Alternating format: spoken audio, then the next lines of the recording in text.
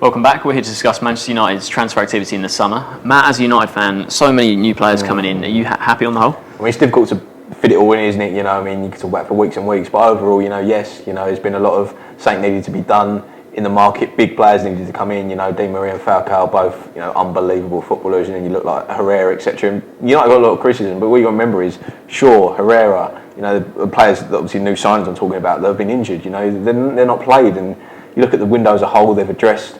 Okay, we'll go on to talk about other issues they haven't addressed, but they've brought young players in, brought superstars in, and as a whole, happy. Barney, you're not so sure. I mean, for me, they really haven't addressed the areas they needed to in central defence and central midfield. I mean, what do you think?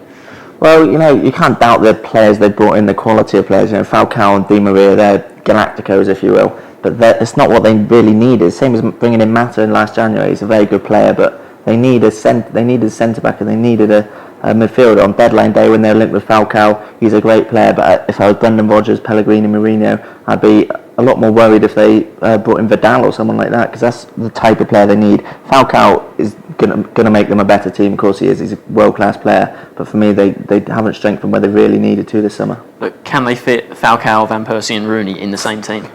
They have to. I think they're the three best players. Rooney, he's captain. He's definitely not going anywhere. Falcao are spending, I think it comes to something like £24 million on loan, including wages. And Van Persie, we all know the quality he has. If he's fit, he needs to find a way to put all three of them in the team. But if that means Rooney dropping back to centre midfield, don't know if he'll be too happy with that, because he wasn't happy under Ferguson doing that. But it's interesting to see. Matt, there's so many players that have been integral to them in the last 5 years that have left. Ferdinand, Vidic, Evra, Welbeck, Nani, Giggs, Chicharito, all these players leaving. Are you sort of sad that they've all left?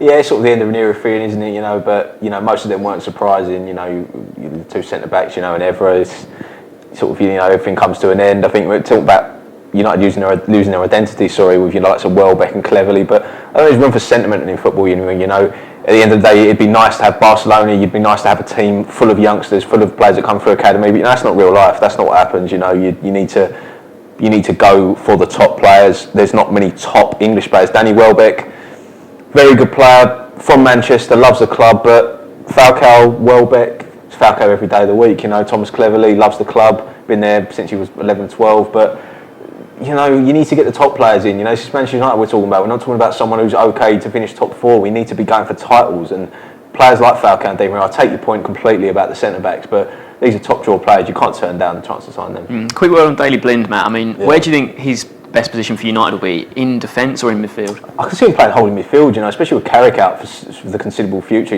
maybe after Christmas. But I think it's so good, the reason he's signing him, and you can play left wing back, he can play centre back, not too sure I'm centre back. Saw a couple of Ajax games last season and he wasn't great, he played in there, but holding midfield, he's intelligent, he's good on the ball.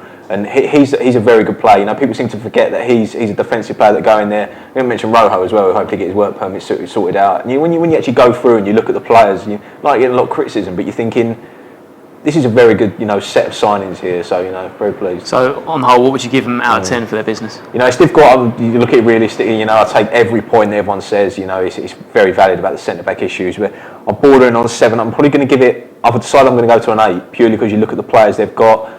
Ideally, another centre back. That's an ideal world. It's not an ideal world. We all know that. But 8 out of 10 for me. Barney? It's a hard one to judge.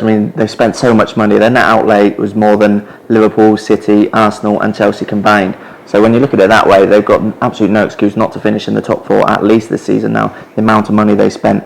For me, I think they're still short in defence and midfield. In the big games, I can see them getting overrun there. Their strikers, don't get me wrong, they're as good as anything in the world probably. But for me, I think it's a bordered 6-7. I'll give them benefit of the doubt and go for 7. Yeah, for me, the issue of not addressing centre-backs and defence and midfield is too strong. We've already seen in their games so far that if the front lot aren't firing, they're going to concede at the other end. And for me, it's just a 6. So we've got 8, 7 and 6. Thanks for watching.